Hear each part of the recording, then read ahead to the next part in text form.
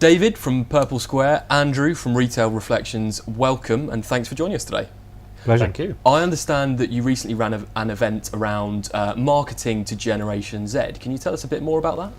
Yeah, we felt it was a sort of demographic or a group of people that I think companies are really struggling to understand how to engage with.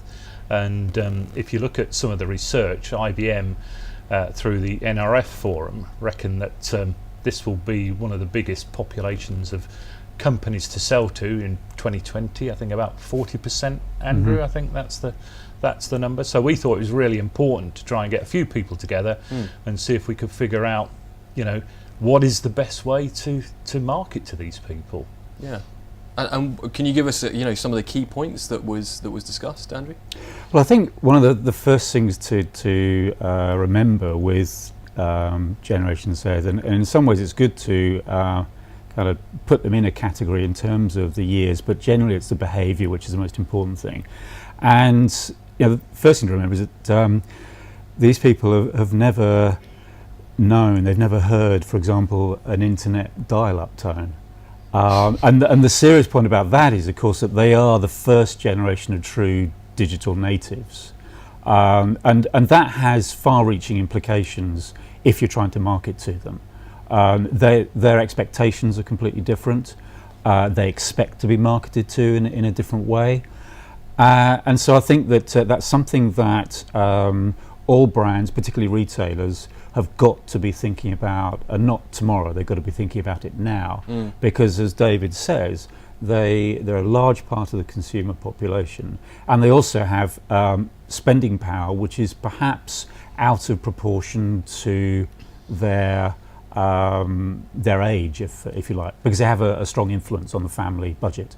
Yeah, and I remember you saying, one of the most important points around Generation Z, or a common misconception, is about this attention span and how important it is to build a brand relationship. Can you talk to that a little bit further? Yes, one of the myths that I think there is that, all of us, but particularly with Generation Z, have shorter attention spans, and whether it be 5 seconds, 8 seconds, or whatever. But what I think is the truth is that we've all, to varying levels, we've all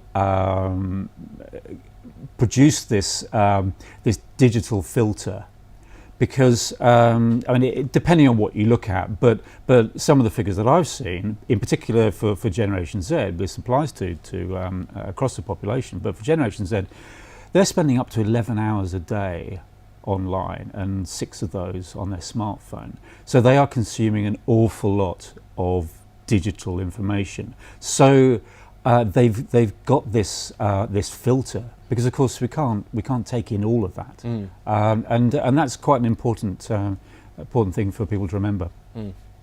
Well, just going back to that, one of the things that really stood out to me was the you've got to grab them quickly. But I was astonished to hear that once you've got their attention and that they're engaged to start shopping with you as a retailer, over 90% of them still prefer to go into a store. They don't actually do it through the digital medium. Yeah, that came out in the study, didn't it? Which I found amazing. But maybe that has something to do with their personal situations, maybe at uni and so forth. But I think that is, again, important, that people would kind of make an assumption that they prefer to shop online and always shop online, where in actual fact, no, they do like the experience of going into store. Thanks very much for joining us. Thank you. Thank you.